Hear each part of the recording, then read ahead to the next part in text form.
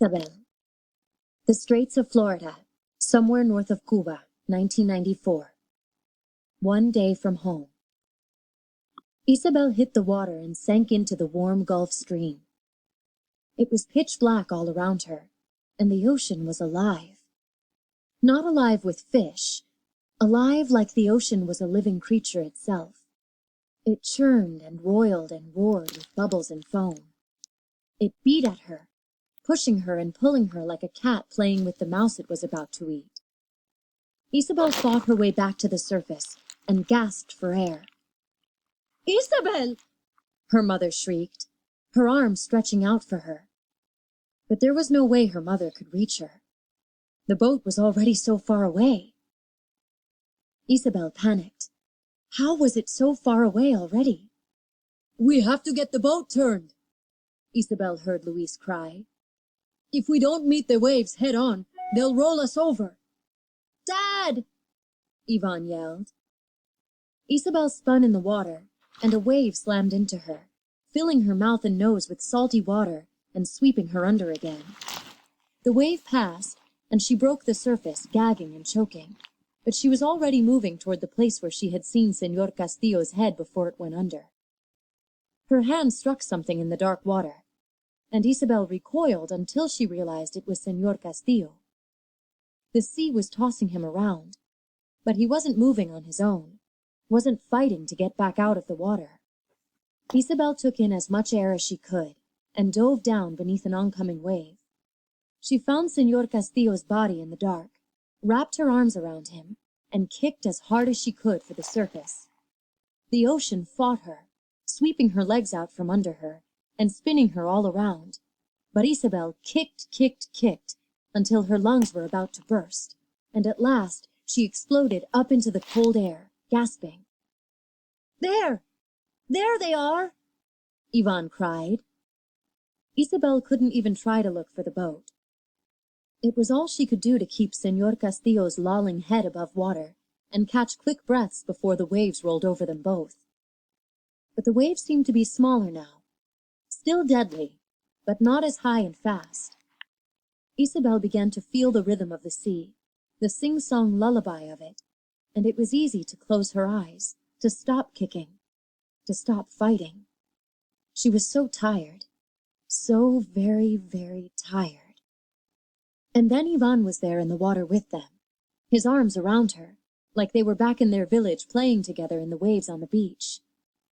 "Here! Here! They're here!" Ivan shouted. Their boat was now alongside her, and her head thumped into the side of it as a wave washed over her. Hands lifted Señor Castillo from her, and soon they dragged her over the side too. She splashed back down into the half-meter of water that filled the boat. But she was away from the waves, the never-ending waves, and she collapsed into her mother's arms. "Rudy! Rudy! Oh, God!" Señora Castillo cried, clutching her husband's hand. Señor Castillo was unconscious. Luis and Papi had laid him out on one of the benches, and Isabel's grandfather was pumping his stomach like an accordion. Seawater burbled up out of Señor Castillo's mouth, and he suddenly lurched, coughing and spluttering. Lito and Papi and Luis rolled him over, and he retched up the rest of the ocean he'd swallowed. "Rudy! Rudy!" Señora Castillo said. She wrapped him in her arms and sobbed, and then everything was quiet and still, but for the gentle lapping of the sea against the side of the boat and the sloshing of water inside it.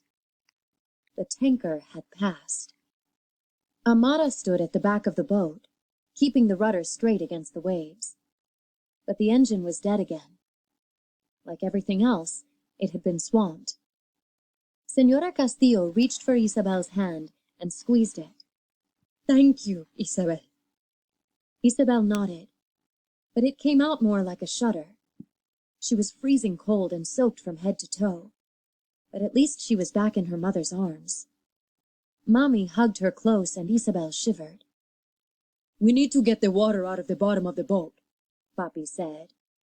It was strange to Isabel to hear her father talk about something so normal, so practical, when Señor Castillo had almost drowned, and the boat had almost rolled over and sunk. But he was right. "And get the engine running again," Ivan said.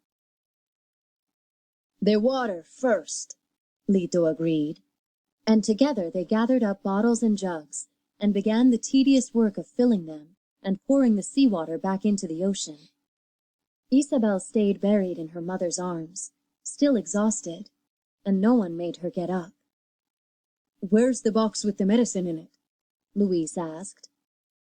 There weren't too many places it could be in the small boat, and they quickly decided it must have fallen overboard in the confusion. Gone were their aspirin and bandages, and Señor Castillo was still dazed and weak.